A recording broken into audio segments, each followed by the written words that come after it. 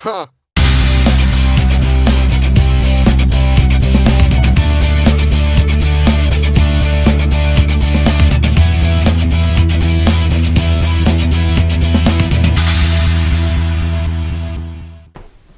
Hey guys, it's Dane at Jonah Guitars, and I got a brand new build series I'm going to start uploading. It's about this guy right here, the GECKO, and all of the whole process of building will be covered. It's going to be a very complete series. All right, so I just blew this off. This has had a coat of filler, grain filler in it, and sanded it back, and sanded it with 320, and then also with the synthetic steel wool triple lock, and blew it off and tacked it. I'm just tacking it again. I just got my gun ready, and it's just hanging out here in space off of the corner of my bench. Let's see if I can get you down far enough. Just clamp to the bench here. And so I got you zoomed way in just so you can see the surface of the guitar there. So I'm just going to spray the very top. I'm going to let it set, kind of self-level. So shooting like this, I'll shoot a little heavier coat maybe than normal. Actually, I'll probably just do a pretty good coat, but not super heavy, just so that I don't loosen up any of the fill. I don't think the fill should loosen up. I didn't have any reactions with it previously. And don't have anything I'm worried about getting lacquer dust on, other than maybe the camera. It's far enough away that it shouldn't be an issue. Oh, shoot, I got my respirator.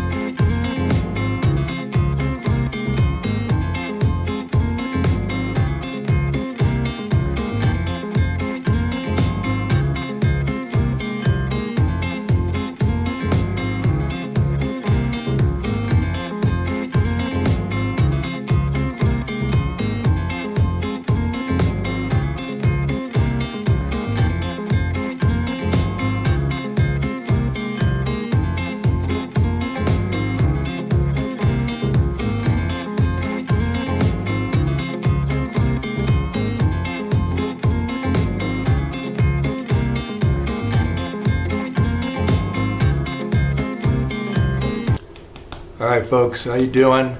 I want to show you how I do a headstock logo. If I'm not doing an inlay of some sort, this is the spray-on lacquer method that I've been using on various guitars of mine through the years. So I'm going to reposition the camera and kind of bring you in close up and show you kind of the preparation for that, and then we'll come back in a little later on and actually shoot the logo on. All right, hold on.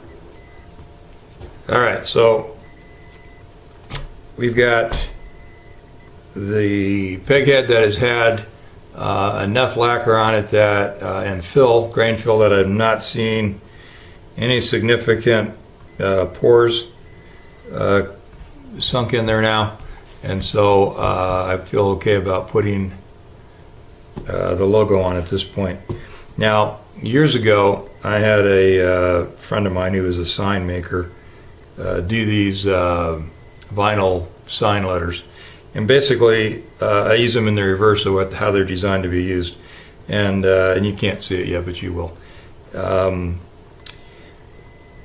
Basically, instead of sticking the letters onto a sign, I take the letters out of the background and use it as a stencil. So I have, and not sure that you can see that. Yeah, you can. Pencil lines on all the extreme points of the lettering here. This is just the word Jonah. I like the Mistral font, which is, I think, a stock font on Microsoft Word. And so rather than try to trace the whole word or just guess where the word is, I just marked like I said, the extreme points. And so I'm going to lay that on the headstock, position it in such a way that, and I can also kind of see through the cover paper on this. And so just looking to see that it looks straight, you know, as straight as you can make straight when there's not straight existing, with all these different angles and radiuses and whatnot. Also, excuse me. Also, you got to kind of get it in between where your tuners are going to be coming through here. So there's an H on the end here that is hooking all the way up to here, and on the bottom of these two letters, the J and the H, are right there. So that looks pretty good to me, right where it's at. If anything, I might want to go down right there a little bit.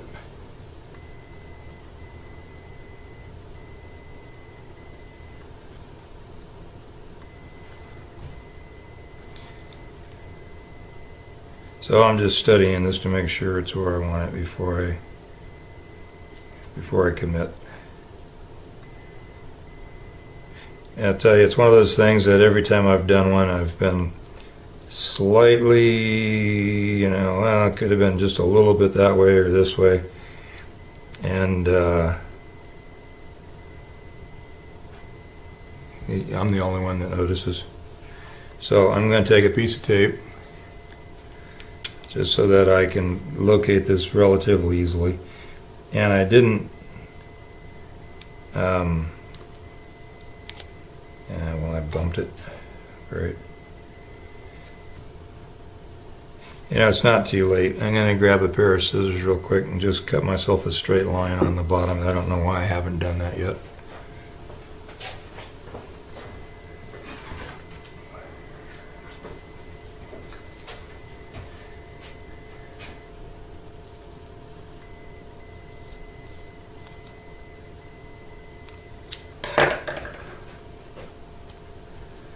I should say a straighter line. I still don't have a straight line. Now I have to go through all that again.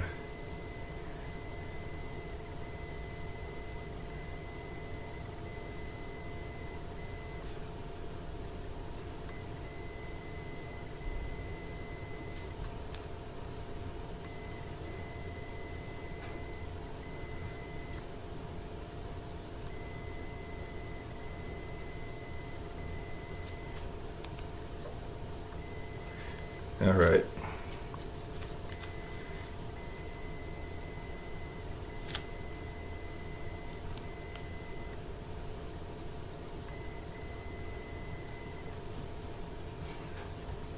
All right, so now when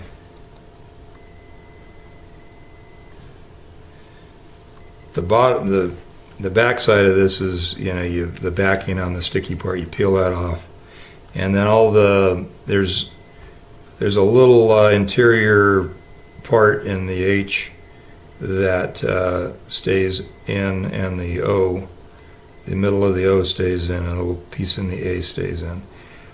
And that's what this top mask is for. That holds everything together. Once you pull the other part off and put it down, and then once it's all pushed on there really good, you pull the top mask off, and then you just have the lettering, in this case the outline of the lettering. So going to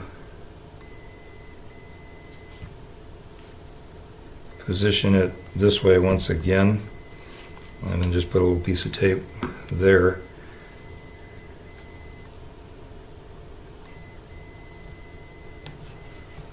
All right. Now, this is lacquer, so I don't have to scuff sand this in order to get this to actually, stick to it. If you were doing this with a urethane type product, a poly of some sort, you would want to scuff sand this. I've always used lacquer. I'm not gonna, probably will not do a video on how to do poly, because I can't say that I won't say I'm an expert on lacquer, but I'm more so of that than I would be with poly. Okay, and so there you go.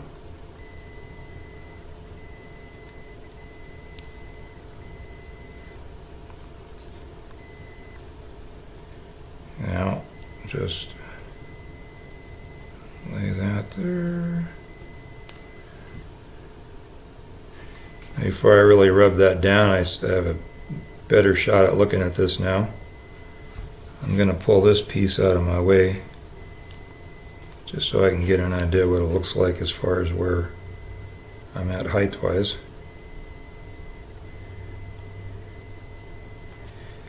Yeah, I think I need to... come on.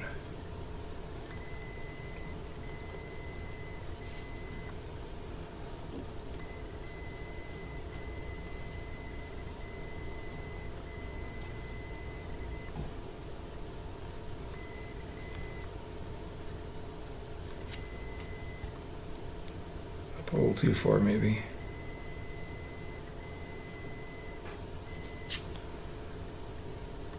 Okay, that looks pretty good.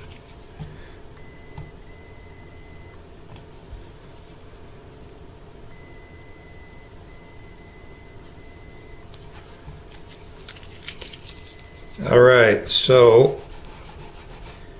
we get that rubbed down.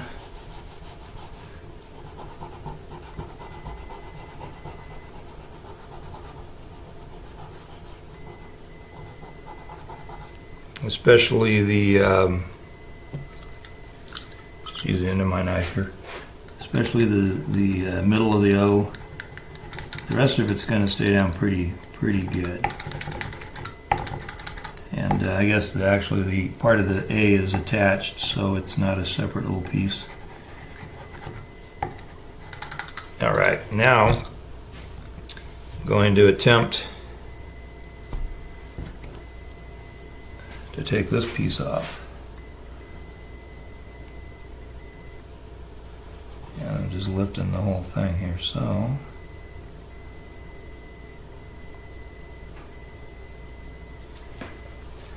Could probably use an X-Acto knife. Could actually use my visor, that would help. There we go.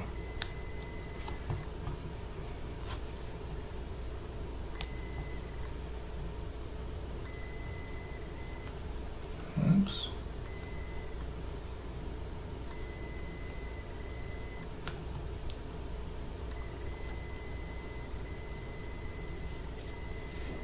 tell you, this stuff is kind of on the old side, as it peels better when it's newer. But that piece of masking has been on there for years. I had quite a few of these made up at the time.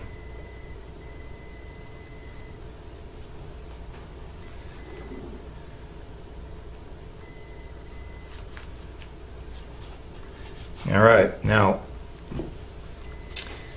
once you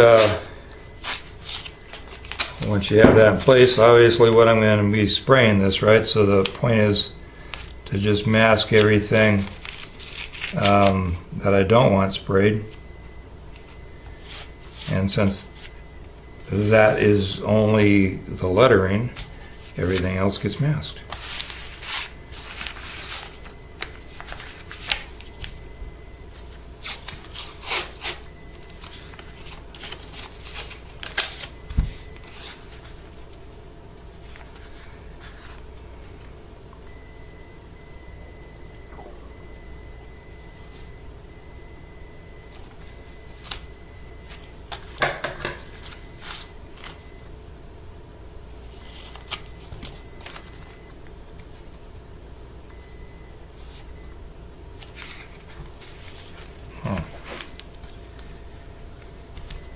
I cut this decal a little close. No point in doing that.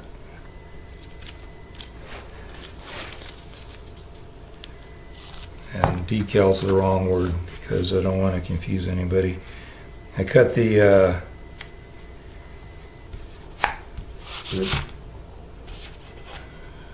stencil a little close. And just add a piece right there. Instead of trying to do like a bunch of fancy stuff. Do.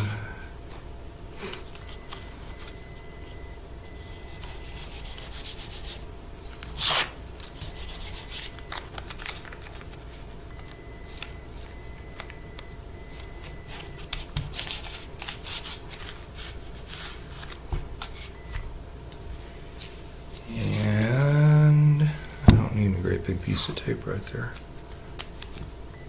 Let's do that.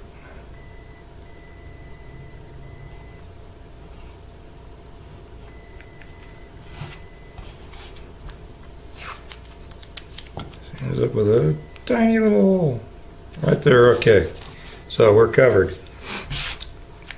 Now I'll set up to mix up what I'm going to shoot on there. I'm going to shoot gold flake. I need to shoot some white on there first though, so that the gold will reflect. And so I'll mix up a little teeny bit of white and shoot that, and then the flake. And I'll take pictures though along the way. I just moved myself right out of camera. Anyway, so there's what that's going to look like. Well, that's what that looks like. It's going to look like gold flake when it's done. Bring you back in. All right, I'm going to mix up a little bit of white here. I have about a 1-to-1 solution here, solution ratio of lacquer to thinner. Just going to put a little bit in here. I'm going to attempt to shoot this with the little airbrush.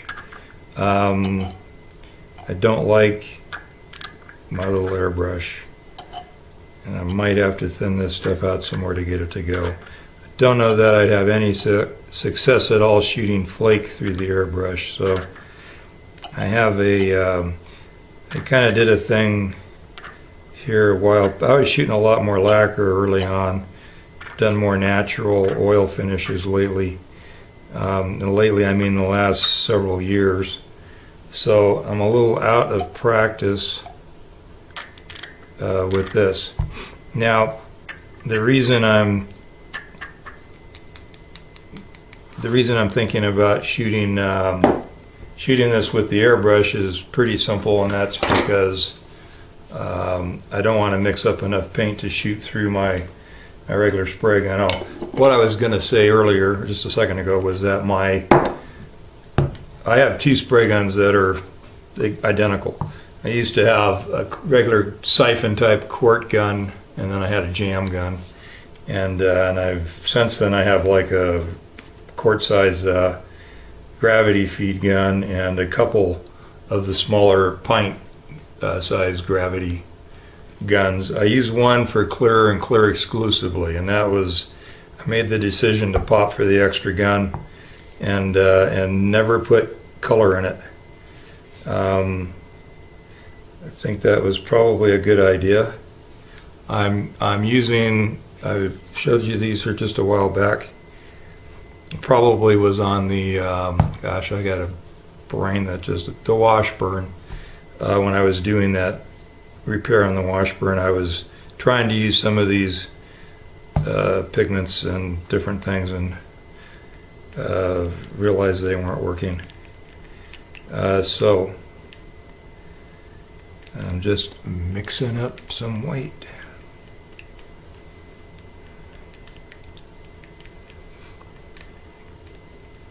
I don't have any bottles or anything to check this on to see how opaque it is. Actually, it looks fairly good on that. I'll do a little bit more. Got to get another stick, get some color.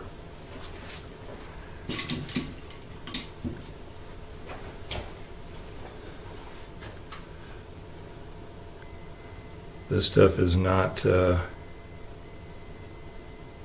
a little liquid there. I was going to say it's not liquid anymore.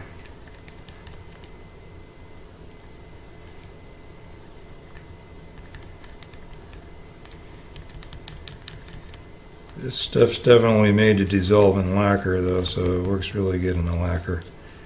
It didn't work so good in alcohol, if at all.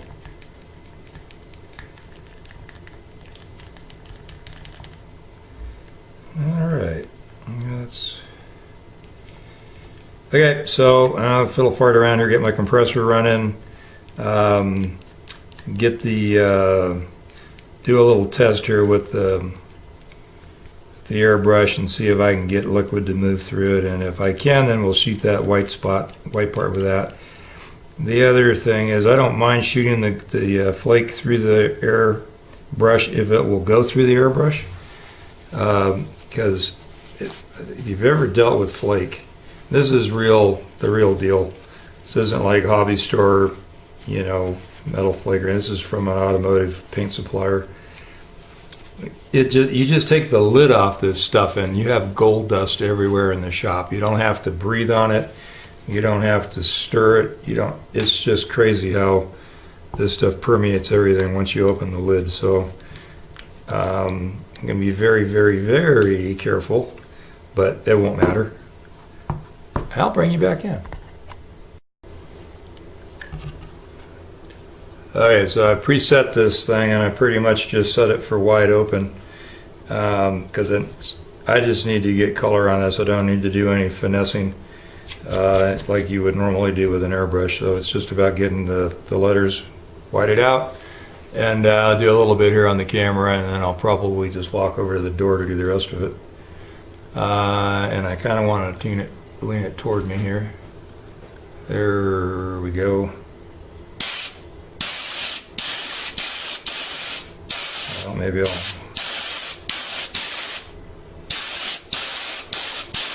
As you can see, it's still fairly, well, maybe you can't see that. Still fairly translucent.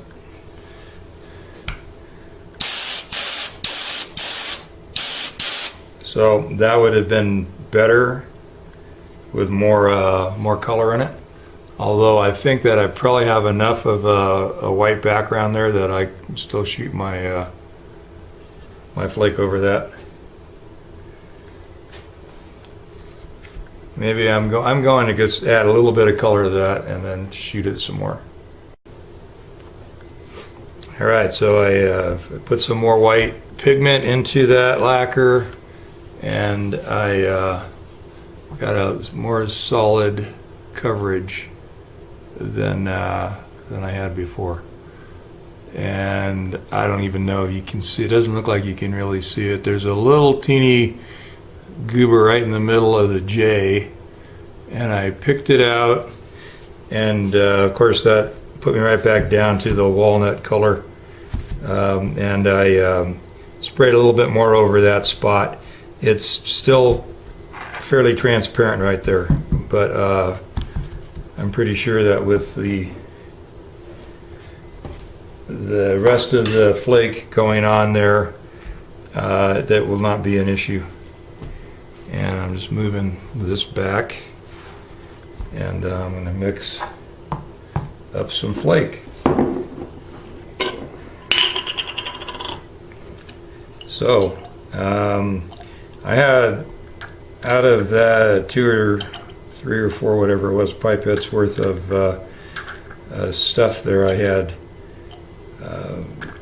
way more than I needed. So we're just going to stop at 3 pipettes of that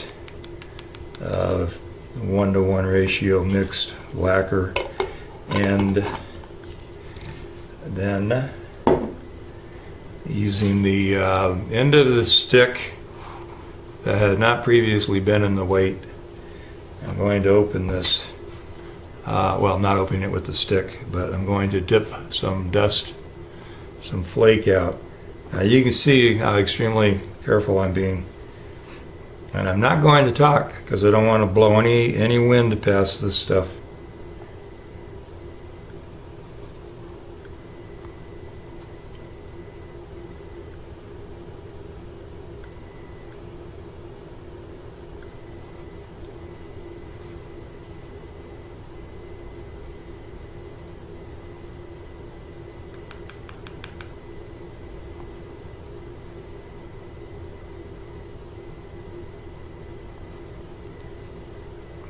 Setting that way away from my line of breath, just to see if before I put it away.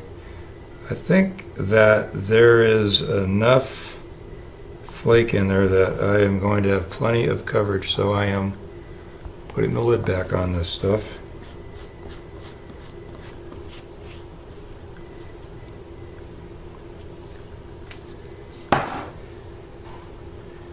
I will stir that up. Now the only other place I've had metal flake, do not believe that I have had, I've never had this metal flake open in this shop before. So, and so everything I've had metal flake in contact with has been in wet lacquer. Alright, well, we're going to go with that and see if I discover any flake on the other side of the shop. I'll let you know. It's just wild how this stuff migrates. Okay, now that I've made such a big deal about it, it probably won't, and that'll be even better.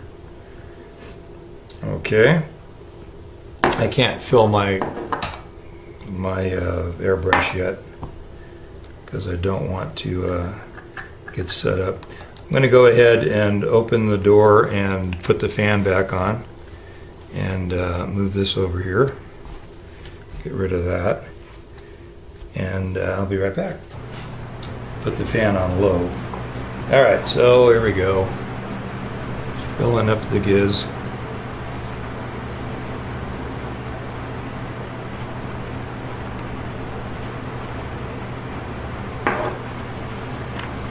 Don't know if I have a heavy enough concentration in there or not. Not sure how this is going to blow through the airbrush, so we'll see.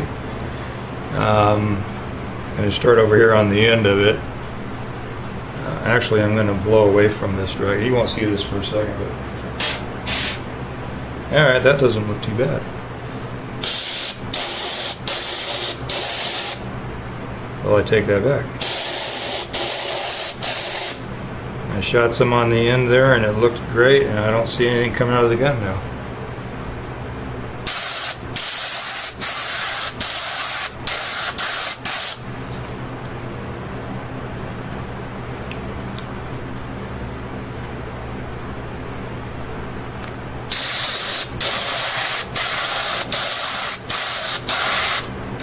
Well, apparently it plugged up the end of the gun because I don't see a thing coming out now. I'm getting error. Alright, so I tried the airbrush another time. I cleaned it out, redid it, it thinned it out. Oh, I just noticed I have gold sparkle up the fretboard here on this, so just telling you, it just gets everywhere. It's all over my mat here too. I did do a couple more, you know, shots of gold into that though, just the end of the stick. So it looks like this is flowing okay. So we'll try this again.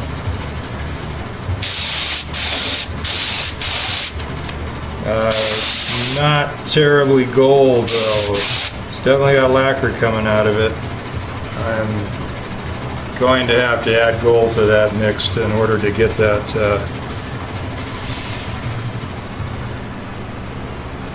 as you can see that it's still just mostly white, and it's not really giving me a lot of gold.